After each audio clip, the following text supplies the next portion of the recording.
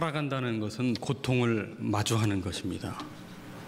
이 고통의 정도는 저마다 다르겠지만 여기서 예외인 사람은 한 사람도 없습니다. 우리가 예수님을 구주로 영접하고 하나님을 예배하는 믿음으로 산다고 해서 고통을 면제받는 사람은 없습니다. 한 통계에 의하면 그리스도인이든 비그리스도인이든 암에 걸리는 비율은 같다고 하고요. 그리스도인이든 비그리스도인이든 교통사고율도 같다고 합니다.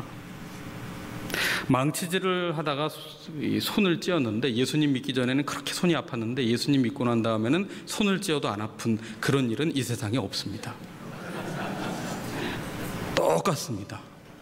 차이는 본질적인 차이 한 가지, 예수님을 구주로 믿어 죄사함을 받고 구원받았다는 것, 그것 이외에는 다 같습니다.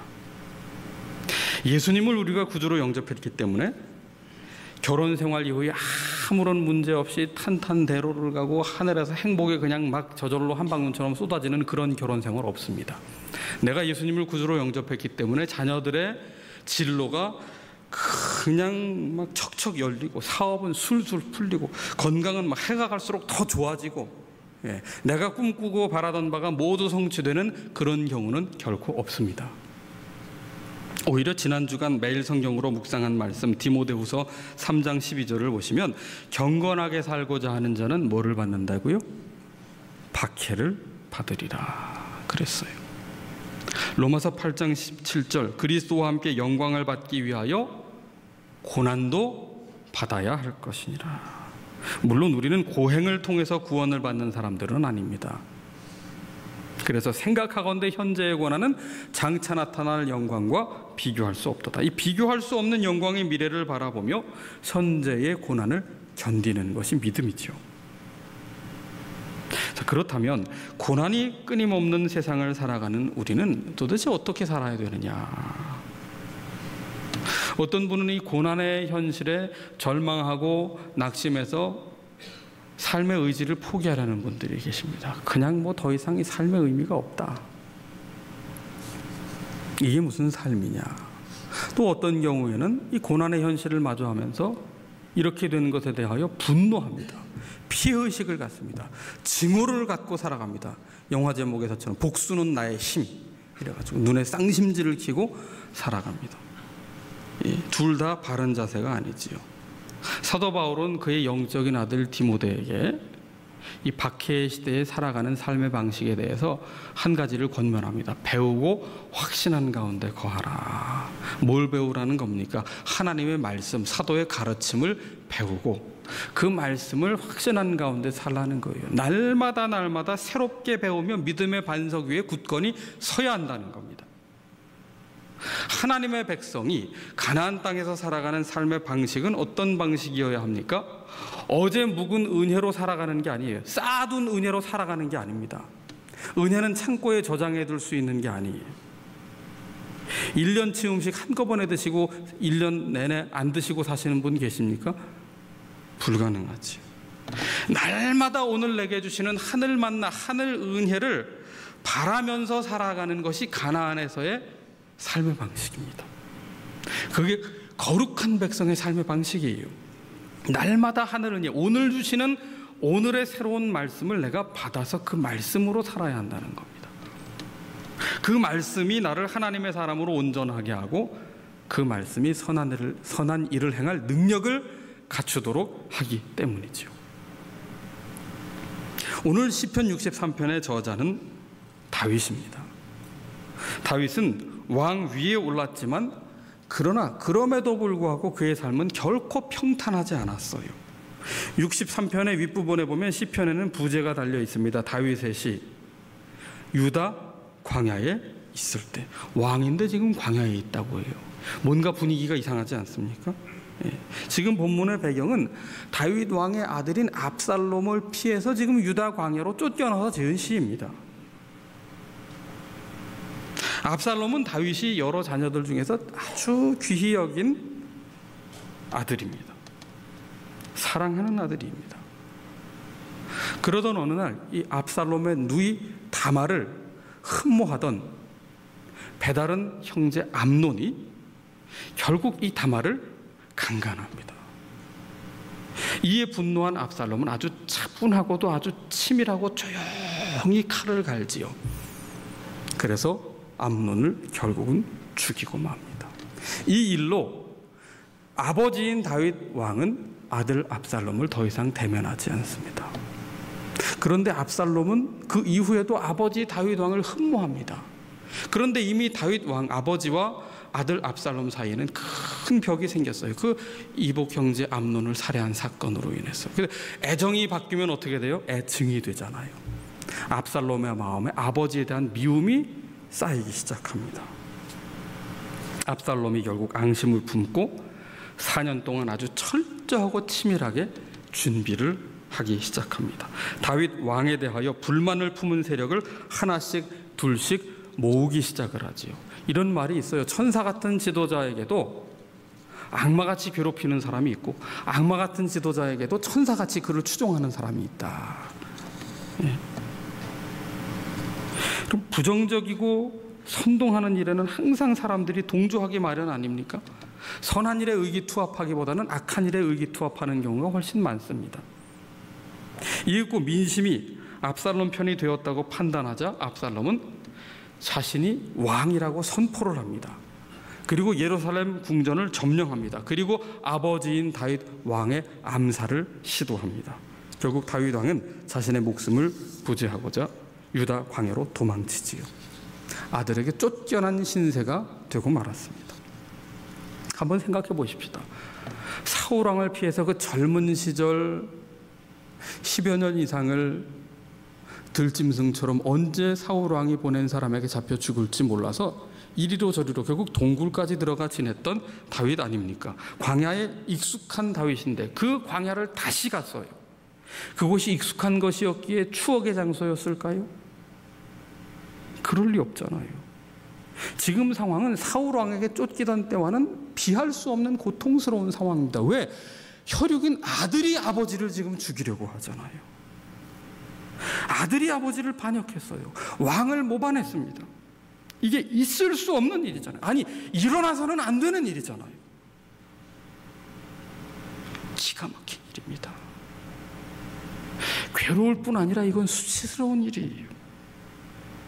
어떻게 이런 일이 내게 일어날 수 있단 말인가? 받아들일 수 없는 현실이잖아요. 더구나 이 일은 다윗이 왕의 자리에 오른 이후에 일어난 일입니다. 여러분, 왕이 되었다고 해서 삶의 고난이 피해가는 경우 없다는 거예요. 내가 힘이 생겼다고 해서 고난이 사라지는 것 아닙니다. 인생은요, 살아갈수록 어려워요. 모든 것은 익숙해지기 마련인데 인생은요, 해석되지 않는 수많은 사건의 연속입니다. 그래서 인생은 살아갈수록 어려운 거예요. 인생이 만만한 건 누굽니까? 10대 중학생 아이들. 그때처럼 인생이 쉬워 보이고 만만해 보이고 이 세상이 시시해 보이는 때가 없어요. 언제 철들기 시작합니까? 이 삶이 만만치 않구나. 인생이 쉽지 않구나. 알아가면 이게 비로소 철들기 시작하는 거잖아요. 다윗의 지금 자신의 상황을 뭐라고 얘기해요? 1절 중반에 보시면은요, 물이 없어 마르고 황폐한 땅과 같다.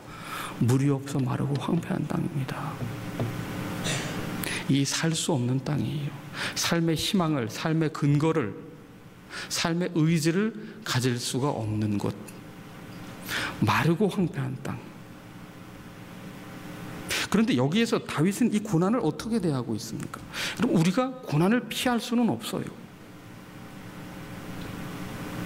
그러나 고난을 어떻게 대처하느냐에 따라서 삶은 완전히 달라지게 되어 있습니다. 다윗은 갑작스레 닥친 일어나서는 안 되는 내 인생의 계획표에 전혀 없는 이런 일을 마주했을 때 다윗은 어떻게 반응했느냐? 1절을 다시 한번 같이 읽어보십시다. 하나님이여 주는 나의 하나님이시라. 내가 간절히 주를 찾되 물이 없어 마르고 황폐한 땅에서 내 영혼이 주를 갈망하며 내 육체가 주를 앙모하나이다. 아멘.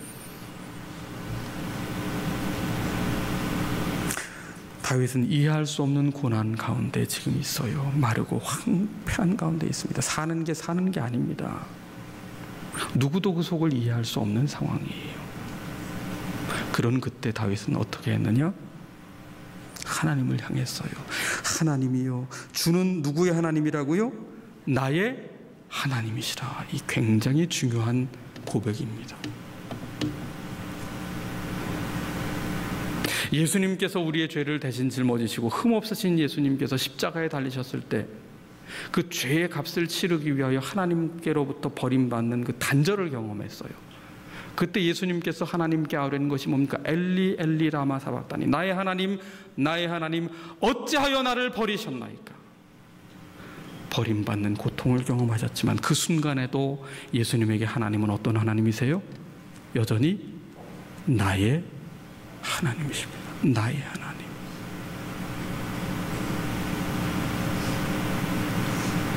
다윗은 이해할 수 없는 그 고난의 한복판에 있었지만, 그러나 여전히 삶은 이해가 되지 않지만, 고통스럽지만 하나님은 나의 하나님이십니다. 나와 함께 하시는 하나님이십니다. 나를 구원하시는 하나님이십니다. 나의 목자가 되시는 하나님이십니다. 그 하나님을 향하여 부르짖으며 간구하는 거예요. 그래서 주는 나의 하나님이시라 내가 간절히 주를 찾되. 목가적인 풍경에서 여유로운 분위기에서 하나님을 찾는 게 아니에요. 물이 없어 마르고 황폐한 땅에서 곧 죽을 것 같은 상황에서도 내 영혼이 주님을 갈망하며 내 육체가 주님을 앙모하며 하나님을 찾고 간구하고 있는 거예요. 여러분, 많은 분들이요, 기도하지 못하는 이유를 댈 때요, 피곤해서 기도하지 못한다고 말하고요, 바빠서 기도하지 못한다고 말하고요, 삶이 힘들어서 기도하지 못한다고 그래요. 심지어 지금은 너무 살기 어려워서 좀 살만하면 한숨 돌릴 때가 되면 그때 내가 좀 예배도 드리고 그때 내가 좀 기도도 할게. 언제예요, 언제? 그런 날은 오지 않아요. 피곤해서 기도 못하고 바빠서 기도 못하고 형편이 어려워서 기도를 못하나요? 아닙니다. 사실은요, 아직 죽을 만큼 힘들지 않으니까 기도 안 하는 거예요. 아직 내 힘으로 살만하다고 여겨지니까 이게 어리석은 착각이거든요. 기도 안 하는 거예요. 여러분, 우리는 기도를 열심히 하는 분들을 보면 저분은 무슨 문제가 저렇게 많아서 기도를 하나 그렇게 생각하는데요, 문제 많은 분이 기도하는 게 아니에요. 겸손한 사람이 기도하는 거예요. 하나님을 정말 하나님으로 고백하는 사람만이 내 인생의 주인으로, 우리의 삶의 주관자로 고백하는 겸손한 믿음을 가진 분만이 하나님 앞에 엎드려 기도할 수 있는 겁니다. 왜 기도합니까? 소원 성취하기 위해서요? 아니에요. 살기 위해 기도해야 됩니다. 고난의 한 복판에서도 살아가기 위하여, 이 고난 한가운데서도 견뎌내기 위하여 우리는 나의 하나님, 살아계신 하나님, 그 하나님을 물이 없어 마르고 황폐한 땅에서도 찾고 갈망하며 앙모해야 합니다. 다윗은 2절에 이렇게 고백해요. 내가 주의 권능과 영광을 보기 위하여 이와 같이 성소에서 주를 바라보았나이다. 다윗은요, 이해가 되지 않는 고난을 마주한 가운데서도 그의 초점을 어디에 맞추었느냐?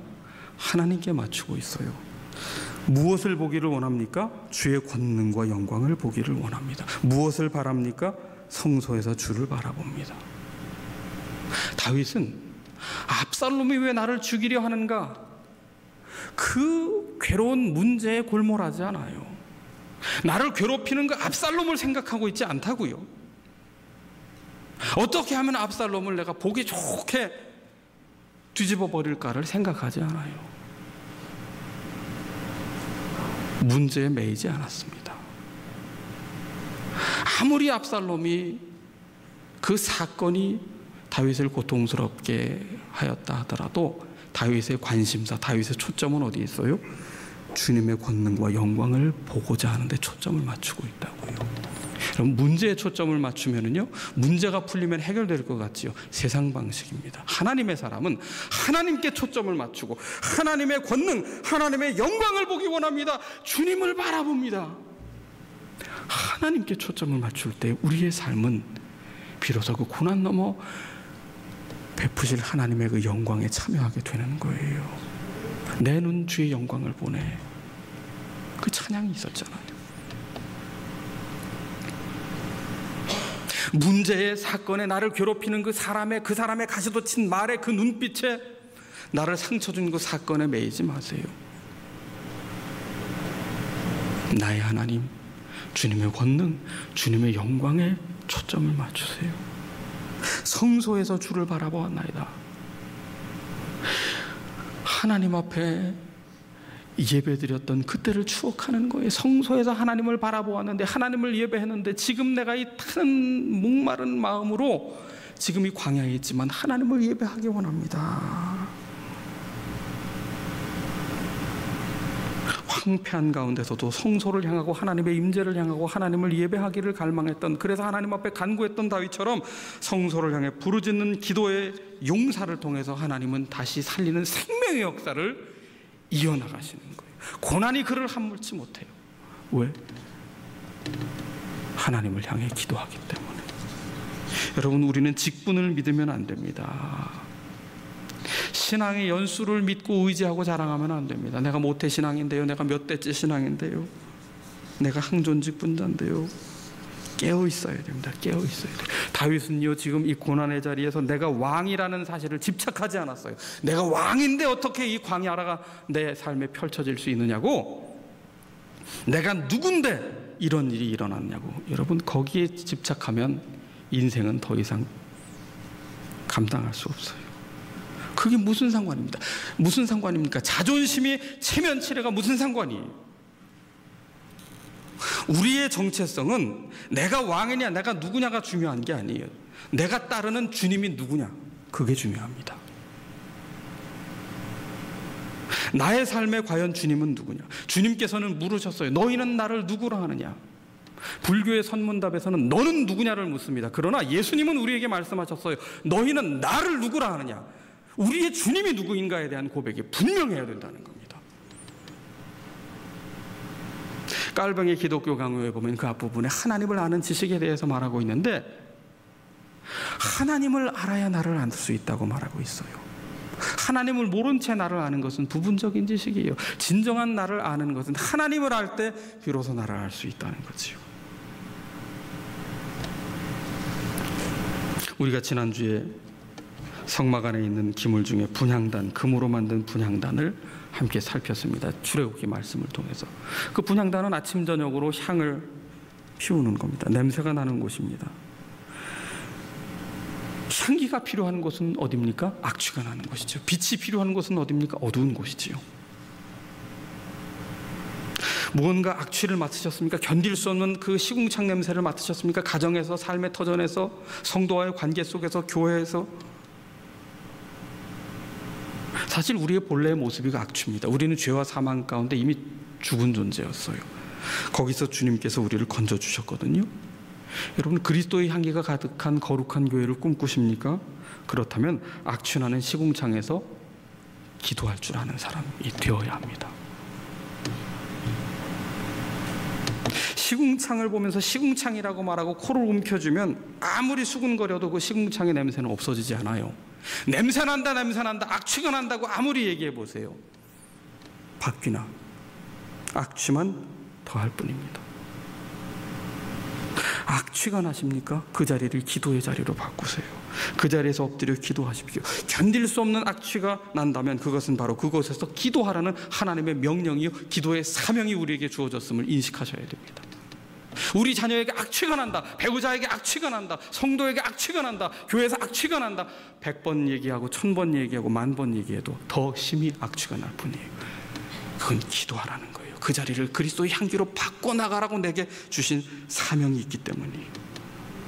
우리가 기도의 향기가 되어 주님께 드려질 때 악취가 나는 그 자리를 하나님께서는 새롭게 하시고 향기가 나게 하시는 것. 사실 마르고 황폐한 땅보다 더 황폐한 것이 뭡니까? 우리의 마음이에요. 만물보다 심히 부패한 것이 마음이라고 했어요. 우리의 내면이 시궁창과 같아요. 오늘 시궁창과 같은 악취나는 현장에서 기도하는 사람이 어디에 있느냐. 오늘 우리의 문제는 수군거리는 사람은 많아요. 지적하는 사람은 많아요. 냄새난다고 말하는 사람 많아요. 그런데 그것을 나의 사명으로 품고 기도하는 사람이 적다는 거예요. 교회 일에 대하여, 가정 일에 대하여, 나라의 일에 대하여 이러쿵저러쿵 간섭하고 회방하고 말하는 사람은 많지만 교회를 위해 하나님 앞에 마음을 토해내며 기도하는 사람은 찾기 어려운 것이 오늘입니다. 친구들과 만나고 지인들과 만나서 동료들과 만나서 떠들 시간은 많아도 하나님 말씀을 전심으로 귀 기울이는 사람은 적은 것이 오늘의 시대입니다. 잠자는 시간을 줄여가면서까지 즐거움을 탐닉하는 사람들이 얼마나 많아요.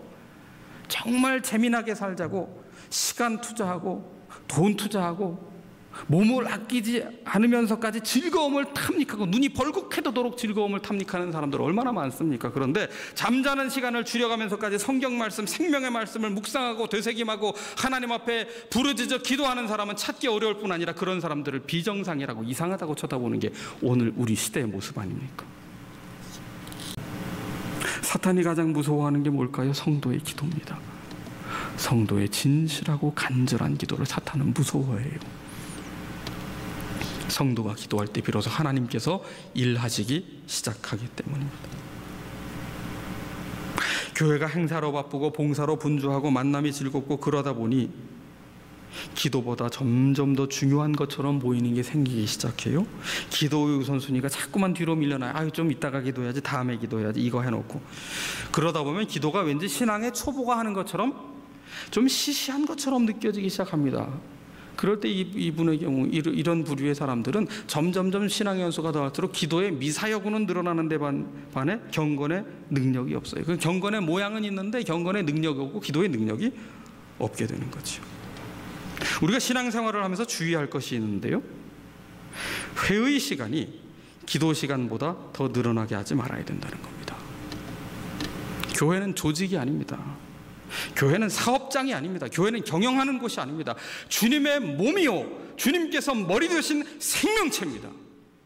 생명체이기에 주님의 머리 되신 그 말씀을 따라 우리가 순종하여 부복함으로 주님의 몸된 교회를 거룩하고 건강하게 이루어야 될 사명이 우리에게 있는 것이죠. 교회를 교회되게 하려면 그래서 우리는 무엇보다도 주님 앞에 엎드려 기도해야 됩니다. 여러분, 회의가 쉬울까요? 기도가 쉬울까요? 아무리 머리가 터지는 회의라도 회의가 기도보다 쉽습니다. 기도가 훨씬 어렵습니다. 기도가 쉽다면 회의 2시간, 3시간 하는데 기도는 10시간, 20시간 할 수 있어야 되잖아요.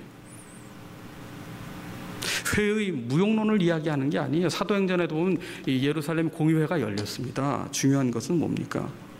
우리가 회의하고 결정하고 조직하고 추진하고 그러면 다 됐다고 여기는 거예요. 그럼 목회도 쉬운 거예요. 아, 회의했고 조직했고 잘했다는 거지요. 뭘 빠뜨려요? 기도를 빠뜨린다고요.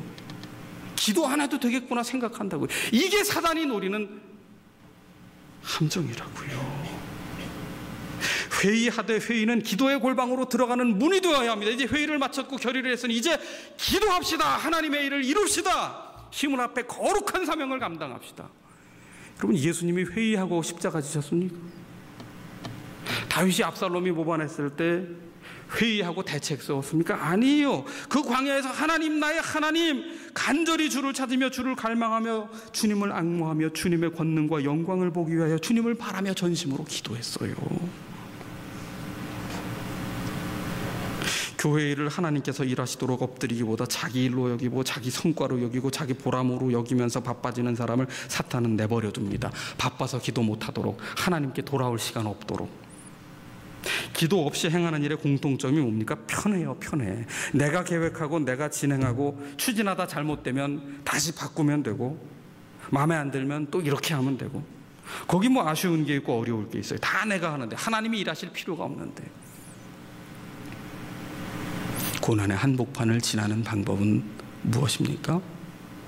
나의 하나님께 다시 간절히 주님을 찾는 그 영적인 갈망, 주님의 권능과 영광을 보기 위한 그 영적인 갈망과 엎드림이 우리 속에 회복되어야 합니다.